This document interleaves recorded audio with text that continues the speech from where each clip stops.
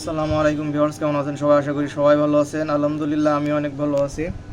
স্যামসাংয়ের একটি phone G532 F, এই ফোনটির সমস্যা ছিল এর প্লে সার্ভিস সমস্যা দেখা দিচ্ছিল। তো সে কারণে কাস্টমার ফোনটি ফ্যাক্টরি রিসেট করার পরে ফোনটি এফআরপি লক অবস্থায় পড়ে যায়। তো এখান থেকে এফআরপি লকটি কোনোভাবেই রিমুভ করা যাচ্ছে না, কেননা এফআরপি লকটি কিন্তু ফোনের অফ আছে, কিন্তু তিনি নেক্সট করতে পারছে না। তার কারণ হলো ক্রোম ইরর আসছে এবং Google play service, play store সবগুলো অ্যাপসই ইরর আসছে, কোনোভাবে নেক্সট করা যাচ্ছে না। তো আমি ফোনটি সম্পূর্ণ ফ্লাশ করছি, ফোনটি ফ্লাশ করে দেখব যে আমাদের সমস্যাটি সমাধান হয় কি না। তো আমি ভিডিওটি একটু স্কিপ করে নিচ্ছি। জানি না এই ফোনটি সম্পূর্ণ কমপ্লিট হবে কি না। দেখেন এখনই এখানে ডাউনলোডিংয়ে, আমি তো এমন কোনো সময় দেখিনি, আজকে এই ফোনে প্রথম দেখছি। ফোনটি হবে কি না জানি না, তো সে পর্যন্ত আমরা অপেক্ষা করব।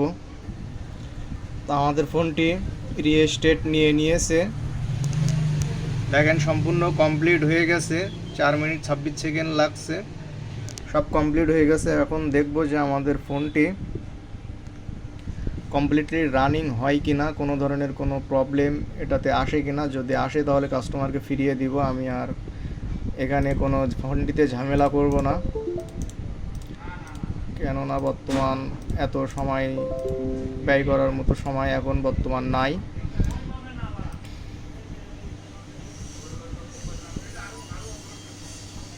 তো আমি ভিডিওটি একটু স্কিপ করে নিচ্ছি, যেহেতু এখানে অনেক সময় লাগছে, ভিডিওটি অনেক লম্বা হয়ে যাবে। ফোনটি বন্ধ হয়ে আবার চালু হচ্ছে। তো আমরা সম্পূর্ণ কমপ্লিট অন না হওয়া পর্যন্ত আমরা একটু অপেক্ষা করব।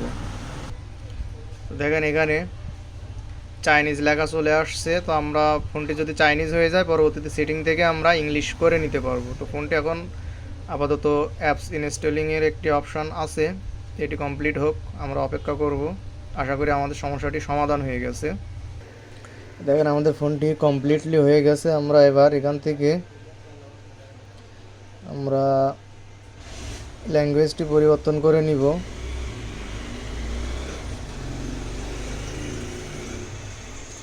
আমরা ল্যাঙ্গুয়েজটি পরিবর্তন করে নিলাম। এখানে স্টার্ট,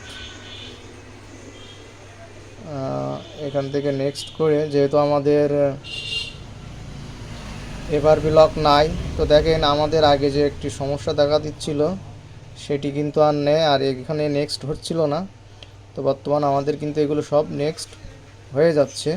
তো আমাদের যে গুগল ক্রোম যে সমস্যাগুলি দেখা দিচ্ছিল অ্যাপ ডিসেবল, যে সমস্যাগুলোর কিন্তু সম্পূর্ণ সমাধান আমাদের হয়ে গেছে। তো আশা করি এখন কাস্টমার এই ফোনটি কিন্তু আবারও আগের মতো খুবই ভালোভাবে ব্যবহার করতে পারবে। তো ভিডিওটি ভালো লেগে থাকলে অবশ্যই ভিডিওটিতে লাইক দিবেন এবং আপনাদের বিস্তারিত বিষয়গুলো কমেন্ট করে অবশ্যই জানাবেন। এবং এই ভিডিওর ভিতরে আপনাদের বোঝাতে আমার কোনো ভুল হয়ে থাকলে সেটিও কিন্তু আপনারা কমেন্টে আমাকে জানাবেন। ধন্যবাদ সবাইকে।